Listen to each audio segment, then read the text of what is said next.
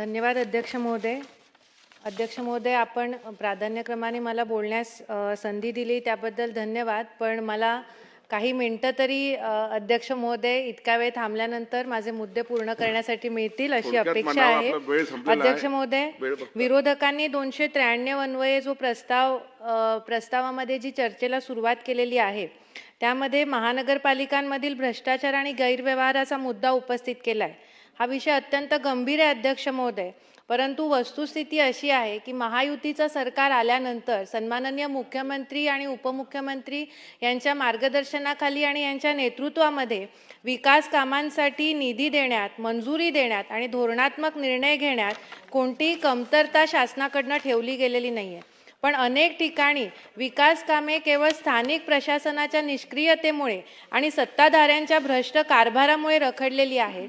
आणि मला अध्यक्ष महोदय आश्चर्य वाटतं की विरोधकांनी पुणे महानगरपालिका, मुंबई असेल, ठाणे असेल या सगळ्या महानगरपालिकांमधल्या भ्रष्टाचारांबद्दल या प्रस्तावामध्ये मांडणी केली. परंतु ठाणे आणि मुंबईच्या बाजूलाच असलेली वसई विरार महानगरपालिका या विरोधकांना दिसली नाही.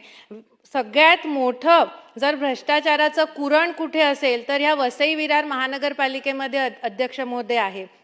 अध्यक्ष महोदय, त्यातली काही उदाहरणं सांगायची झाली तर वसईतली पाणी टंचाई दूर करण्यासाठी महानगरपालिकेने स्वतः शासनाकडे खोलसापाडा धरणातलं पाणी 100% महानगरपालिकेसाठी आरक्षण करण्याची मागणी केली. महायुतीचं सरकार आल्यानंतर सन्माननीय गिरीश भाऊंकडे जलसंपदा मंत्रालय आहे, त्यांच्याकडे मी स्वतः जाऊन याचा पाठपुरावा केला आणि सन्माननीय गिरीश भाऊंनी तात्काळ ह्यामध्ये हालचाल केली आणि हे पाणी आम्ही महानगरपालिकेला 100% आरक्षित करण्यास तयार आहोत. महानगरपालिकेने 234 कोटी रुपये शासनास द्यावे असं पत्र दिलं. पण यावरती अध्यक्ष महोदय महानगरपालिकेने पुन्हा शासनाला पत्र दिलं की आमच्याकडे हे पैसे देण्यासाठी नाहीत, त्यामुळे आम्हाला हे पाणी नको. अध्यक्ष महोदय, इथे जनता पाण्यासाठी तडफडत असताना महानगरपालिका म्हणते आमच्याकडे पैसे नाहीत, आम्हाला पाणी नको. शासन पाणी द्यायला तयार आहे अध्यक्ष महोदय, हे मी इथे निक्षून सगळ्यांच्या लक्षात आणून देते अध्यक्ष महोदय. दुसरा अध्यक्ष महोदय, आमच्या वसई विरारच्या जिल्हा परिषदेच्या 116 शाळा विनामूल्य महानगरपालिकेकडे हस्तांतरित करण्याचा निर्णय सन्माननीय मुख्यमंत्री महोदय यांनी 1 वर्षापूर्वी दिला. आता त्याची प्रक्रिया सुरू आहे अध्यक्ष महोदय. पण नवनियुक्त महापौरांनी एका वृत्तपत्रामध्ये हल्लीच एक स्टेटमेंट दिलं की महानगरपालिकेकडे जर या शाळा हस्तांतरित झाल्या तर या शाळा चालवण्यासाठी आमच्याकडे निधी नाही. म्हणजे तुमच्याकडे लोकांना पाणी देण्यासाठी निधी नाही, तुमच्याकडे महानगरपालिकेच्या हद्दीतील मुलांना शाळा शिकवण्यासाठी निधी नाही. आमच्या वसईमध्ये अध्यक्ष महोदय बावखळांची संस्कृती आहे. शेती वाड्या पिकवण्यासाठी प्रत्येक शेतीमध्ये छोटी छोटी शेततळं केली जातात, त्याला बावखळं म्हणतात. आता ती बावखळं मोठ्या प्रमाणावर बुजवली जात आहेत अध्यक्ष महोदय.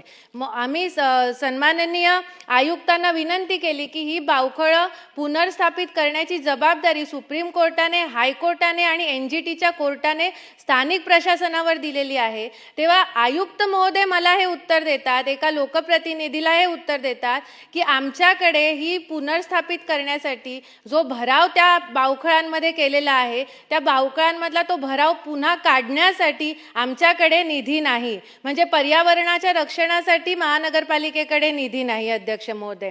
अध्यक्ष महोदय, MMRDA जवळपास 1,500 ते 2,000 कोटी रुपये महानगरपालिकेला द्यायला तयार आहे. सन्माननीय मुख्यमंत्र्यांनी हे सांगितलं की तुम्ही भूसंपादनाची प्रक्रिया पूर्ण करा आणि जे रस्ते आणि जे ब्रिज आहेत त्याला मंजुरी घेऊन कामं सुरुवात करा. 1 वर्ष झालं अध्यक्ष महोदय, नोटिसा देण्यापलीकडे वसई विरार महानगरपालिकेने भूसंपादनाची प्रक्रिया पुढे नेलेली नाही अध्यक्ष महोदय. सरकार पैसे द्यायला तयार आहे, सरकार योजना देत आहे. अमृत योजना 2 अंतर्गत वसईमध्ये आता सगळीकडे पाण्याच्या वितरणाची व्यवस्था होते अध्यक्ष महोदय. जर ही अमृत योजना नसती तर आजही वसईच्या पश्चिम पट्ट्यामध्ये पाण्याची वितरण व्यवस्था ही महानगरपालिका पोहोचवू शकली नसती अध्यक्ष महोदय. आज ही परिस्थिती आलेली आहे की अमृत योजना असेल किंवा वसईतला नारिंगीचा ब्रिज झाला असेल, महाराष्ट्र सरकार आणि केंद्र शासनाने केलेल्या सगळ्या योजनांचं श्रेय मात्र तिथला स्थानिक पक्ष घ्यायला बघतो. परंतु जो जेव्हा पैसे खर्च करायची वेळ येते तेव्हा आमच्याकडे पैसे नाहीत असं म्हणून हात झटकतो अध्यक्ष महोदय. भ्रष्टाचाराचा कळस म्हणजे अध्यक्ष महोदय महानगरपालिकेतल्या नाले सफाईचं काम अध्यक्ष महोदय.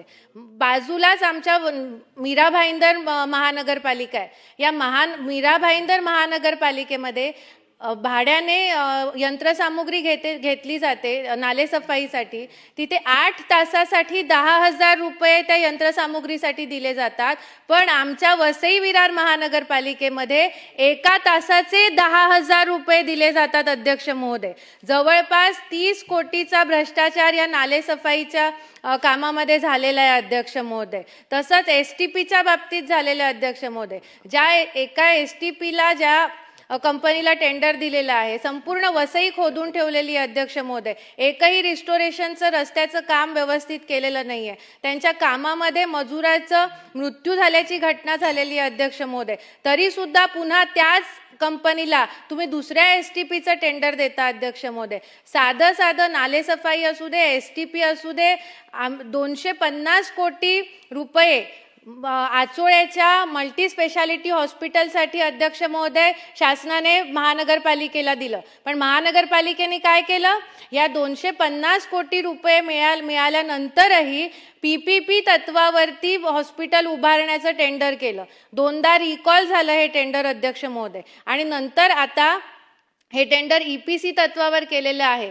पण अध्यक्ष महोदय जर 250 कोटी शासन देत असेल तर तुम्हाला PPP तत्वावर करण्याची गरज काय? म्हणजे पुन्हा प्रश्न हाच येणार की शासनाकडनं पैसे घ्यायचे आणि आमच्याकडे हॉस्पिटल चालवायला पैसे नाहीत असं म्हणून हात वरती करायचे. अध्यक्ष महोदय मला या सगळ्या निमित्ताने मला आज शासनाला एकच विनंती करायची आहे की जे वसई विरार महानगरपालिकेच्या सत्तेमध्ये सत्ताधारी बसलेले आहेत ते महानगरपालिका स्थापन झाल्यापासून आतापर्यंत तेच सत्तेमध्ये राहिलेले आहेत अध्यक्ष महोदय. मध्ये 5 वर्ष प्रशासकाचा काळ होता अध्यक्ष महोदय. आणि ह्यांची प्रवृत्ती ही फक्त घेण्याची झालेली आहे, देण्याची प्रवृत्ती नाहीच आहे. लोकांकडनं कर घ्यायचा, लोकांकडनं कर वाढवायचा आणि शासनाकडनं निधी घ्यायचा, पण लोकांना त्या बदल्यात सुविधा द्यायच्या नाहीत. शासनाला घेतलेल्या पैशांचा हिशोब द्यायचा नाही, शासनाला चुकीची माहिती देऊन दिशाभूल करत राहायचं, ही या सत्ताधारी आणि तिथे बसलेल्या भ्रष्ट अधिकाऱ्यांची प्रवृत्ती झालेली आहे अध्यक्ष महोदय.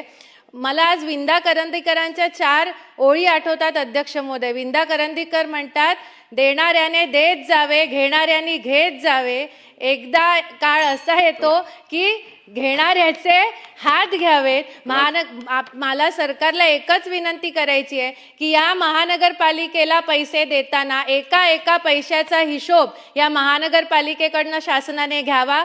2009 पासून 2026 पर्यंत जो काही खर्च महानगरपालिकेचा केलेला आहे, शासनाचा पैसा महानगरपालिकेला दिलेला आहे, त्या एका पैशाचा हिशोब, त्या एका पैशाची चौकशी सरकारने करावी आणि भ्रष्ट अधिकाऱ्यांच्या विरोधात कारवाई करावी अध्यक्ष महोदय, अशी माझी विनंती आहे. धन्यवाद अध्यक्ष महोदय.